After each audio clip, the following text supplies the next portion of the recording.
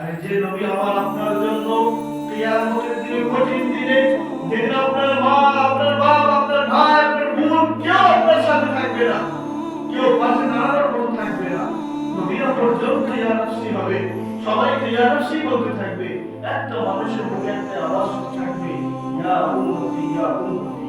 সেটা হলো মুহাম্মদ রাসূলুল্লাহ সাল্লাল্লাহু আলাইহি ওয়াসাল্লাম।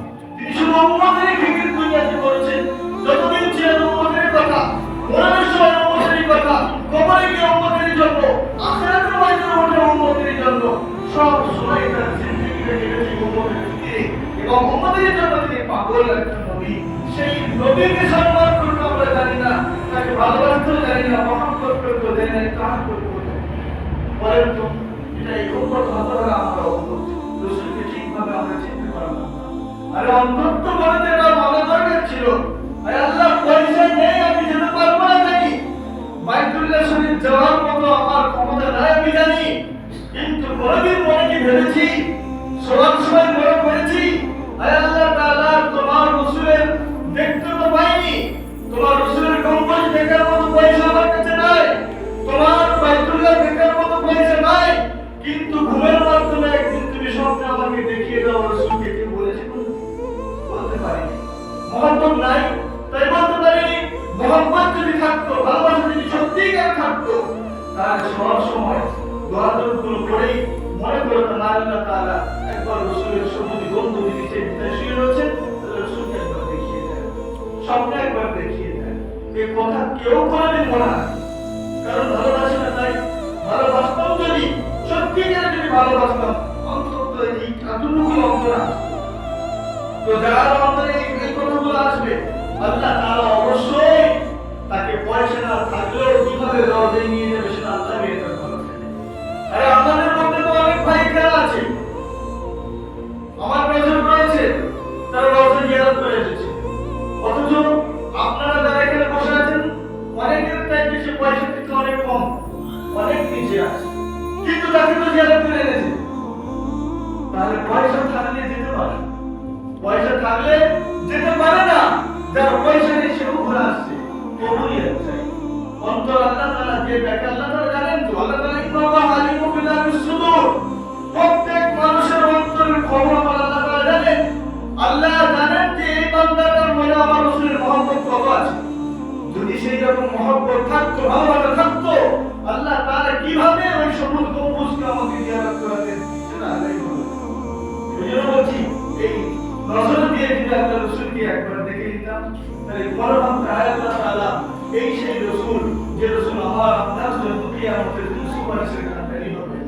সেই জন্য করে রাসূলকে মহব্বত করা, রাসূলকে ভালোবাসা, রাসূলকে ইতাআত করা, রাসূলকে ইজ্জত করা, রাসূলকে সম্মান করা, রাসূলকে ভালোবাসা দেখা, আল্লাহ তাআলাকে সম্মান করা। 5 নম্বর হক হলো আল্লাহ রাসূলের উপরে দরুদ পাঠ করা। আল্লাহ রাসূল বলেন, মান সাল্লাল্লাহু আলাইহি সাল্লাম সাল্লাল্লাহু আলাইহি ওয়াসাল্লাম, যে বান্দা আমার রাসূলের উপরে একবার দরুদ পাঠ করলো সাল্লাল্লাহু আলাইহি ওয়াসাল্লাম, আল্লাহর পক্ষ থেকে 10টি রহমত সে বান্দার উপর নাযিল হয়। সুবহানাল্লাহি ওয়া বিহামদিহি, সুবহানাল্লাহিল আযীম। তাহলে রাসূলের উপরে দরুদ পড়া হলো, ওই জন্য করে আপনাদের মধ্যে আমাদের হবে না, এত কাফির ভুলে গেলে হবে না। কিয়ামতের দিনে যখন সমস্ত নবীর উম্মতরা একত্রিত হবে, আল্লাহ রাসূলের উম্মতরা একত্রিত হয়ে যাবে, যাওয়ার পরে আল্লাহ রাসূলকে দেখানো হবে, আল্লাহ রাসূলকে উম্মতের আমলনামা দেখাবে। যে সমস্ত উম্মতরা আমলনামা খারাপই হবে, গুনাহ হবে, ভয় থাকবে, এমন ভাবে আল্লাহ রাসূলকে দেখাবে, এমন ভাবে আল্লাহ রাসূলকে দেখাবে। আল্লাহ তাআলা বলেন, দেখেন আপনার উম্মতরা আমলনামা আপনি একবার দেখেন, আপনার উম্মত কি করেছে। আল্লাহ রাসূল আমলনামাটা দেখবে, দেখে আর উম্মতের দিকে একবার তাকাবেন, তাকিয়ে বলবেন, আরে উম্মত, তুমি কি সেই আমার ওদের মায়ের কারণে শহীদ করে ভুলে গিয়েছো? তুমি কি আমার সেই কষ্টের দিনগুলোকে ভুলে গিয়েছিলে? আল্লাহ রাসূল এমন বলবেন কিয়ামতের দিনে যে ওদের ময়দানে আমি তোমাদের জন্য নাম শহীদ করেছিলাম, ওদের ময়দানে তায়েফের ময়দানে আমি রক্ত ঝরিয়েছিলাম, আমি পেটে 14 দিন পাথরে বেঁধেছিলাম, আমি খানা খাইনি তোমাদের জন্য, আমি তোমাদের খাবার বন্ধ করি নাই, পরে খাবার বন্ধ করি নাই, তোমাদের জন্য তোমাদের গায়ে পৌঁছে দিয়েছিলাম। কিন্তু তোমরা আমাদের চিনতে পারবে না। কি দেখেছো আজ আমার নাম? আমার নাম দেখালে আল্লাহ তাআলা প্রত্যেকটা উম্মতের আমল নামা আল্লাহ তাআলা রাসূলকে দেখাবেন।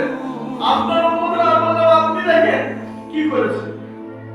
তাহলে বলেন এই উম্মতগুলো কিয়ামতের দিনে কি হবে?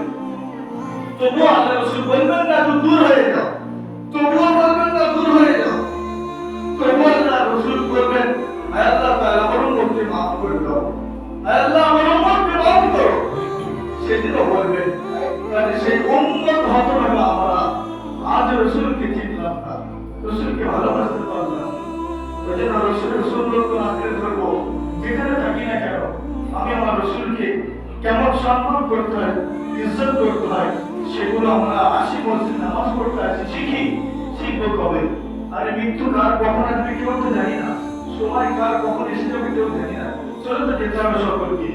যাওয়ার আগে আমাদের আমল নামাগুলো ঠিক করে নিয়ে আমরা